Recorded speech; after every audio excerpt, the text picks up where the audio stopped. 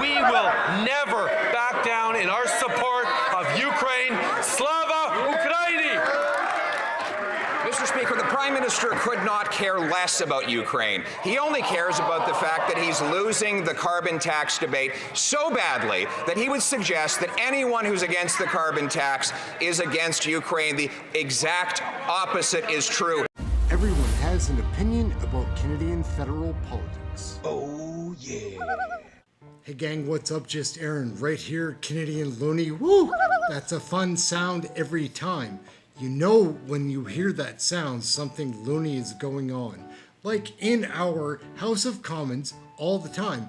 They're coming back September 17th to question period, so that should be super interesting. Like, share, subscribe, get notified, all those fun things to be aware that those videos are taking place. We'll be covering that stuff live.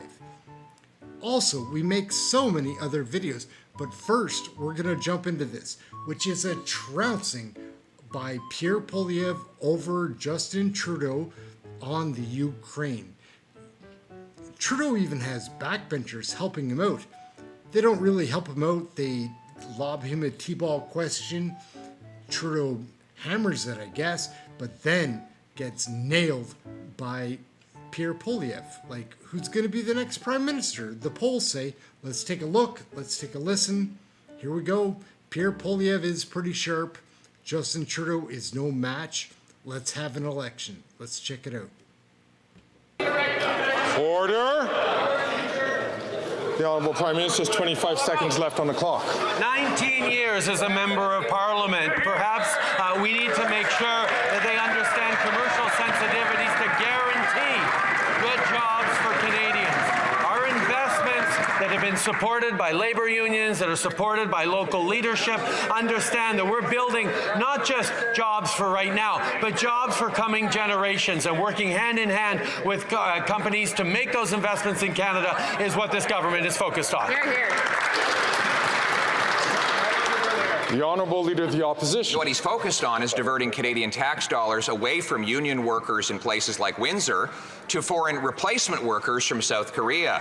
The Canadian Building Trades Union said that they could do all the work that the Prime Minister has chosen to outsource to foreign workers, and that they will lose $300 million in wages as a result of the replacement workers the Prime Minister intends to bring in. So if anything the Prime Minister is saying about this $15 billion contract is true, why is he so afraid to release the contract?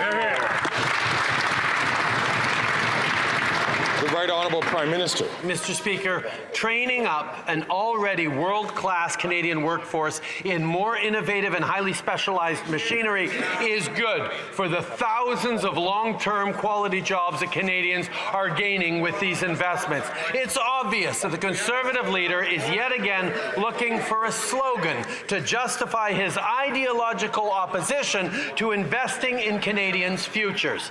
His crusade against facts shows us once again that he'll do anything to advance his own personal political interest, even if that means ignoring the likes of Unifor and other unions and ripping up Canadian jobs. Hear, hear.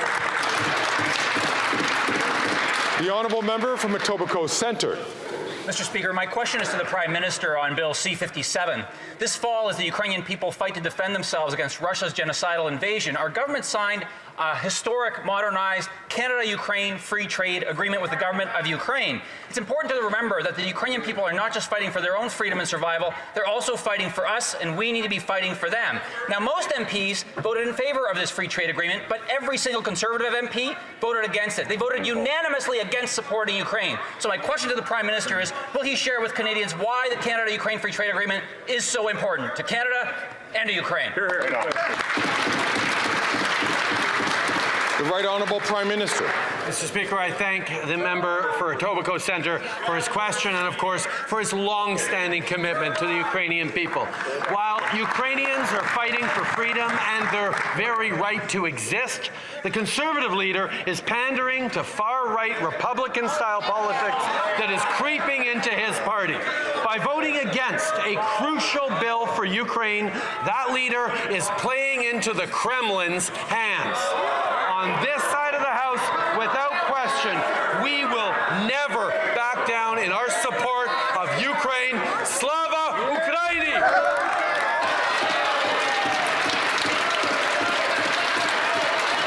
The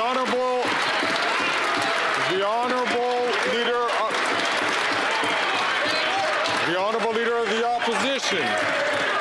Mr. Speaker, the Prime Minister could not care less about Ukraine. He only cares about the fact that he's losing the carbon tax debate so badly that he would suggest that anyone who's against the carbon tax is against Ukraine. The exact opposite is true. He's not bringing in a free trade agreement with Ukraine. We already have a free trade agreement with Ukraine, which Conservatives initiated and he had no part in. So will the Prime Minister stop trying to distract from his losing debate on the carbon tax and on the suffering Canadians here at home, and finally take responsibility for all the misery he has caused?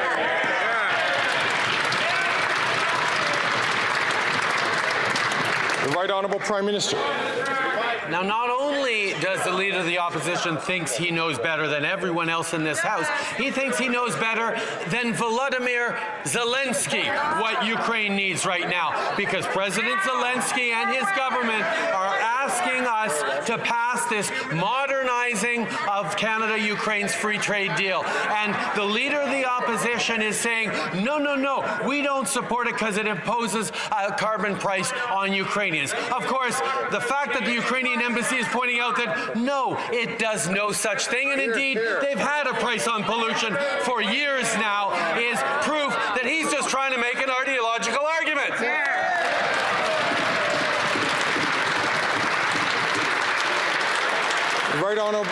The Honourable Leader of the Opposition.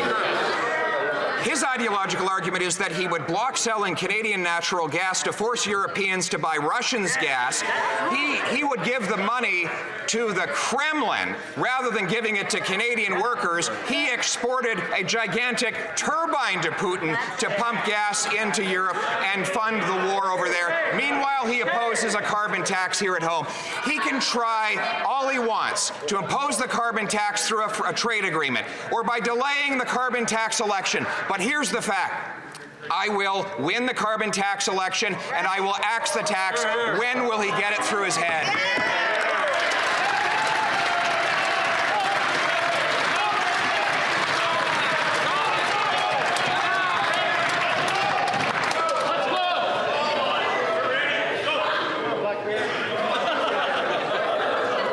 The Right Honourable Prime Minister. Mr. Speaker, on this side of the House, we recognize that even as the world is in a complicated place because of multiple global factors like Russia's illegal invasion of Ukraine, we need to stay focused on being there for Canadians both now and into the future. And that's exactly what we're doing. Our recent fall economic statement delivers more housing for Canadians right across the country. It delivers stability and competition in grocery prices, and it builds on the jobs and careers that Canadians are going to be able to benefit from in a net zero world.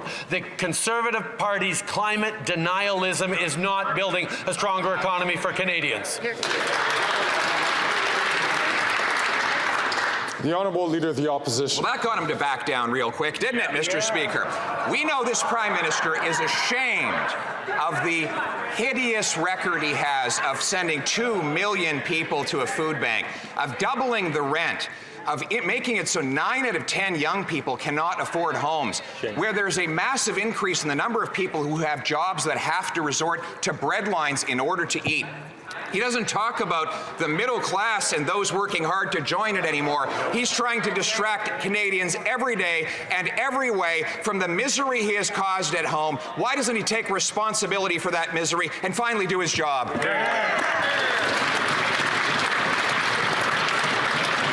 The Right Honourable Prime Minister. Mr. Speaker, the Conservatives have made a choice to look at Canadians who are struggling right now, who are hurting right now, and they've made the choice to amplify those fears, to exaggerate them, to gin them up, to make them angry about everything and point out that everything Something is broken in this country. Well, I disagree, Mr. Speaker, both with the substance of his argument and the way he's going about it. I know what Canadians are doing. They're rolling up their sleeves. They're leaning on each other. They're building that better future by fighting climate change, by investing in their neighbors, by being there to support each other. He might want to run on anger in a couple of years. We're going to run on a positive, ambitious vision for this country, which Canadians... Everyone has an opinion about Canadian federal politics. Oh, yeah. My name is Aaron. This is Canadian Looney right here. We cover all Canadian federal politics. Last year we were learning about it. This year we're still learning, always learning, but maybe can explain a few more things to you, like who the people are. We'll be doing that. It'll be incorporated in the videos. Wait and see. Let's like, subscribe, share, get notified, all those fun things so that you can stay informed with Canadian federal politics and the things that you're learning. I'm just a guy, I'm guessing, similar to you, that is concerned about how, in the whole, our nation's gone the last, I'm not going to say 8 years, but especially the last 4, it's gone very downhill. It's gross, and there is something strange going on. So like, subscribe, share, get notified, all those fun things. Please leave a comment. Love the comments. Aaron, Canadian Looney, trying to keep you informed with Canadian federal politics. Catch you next video.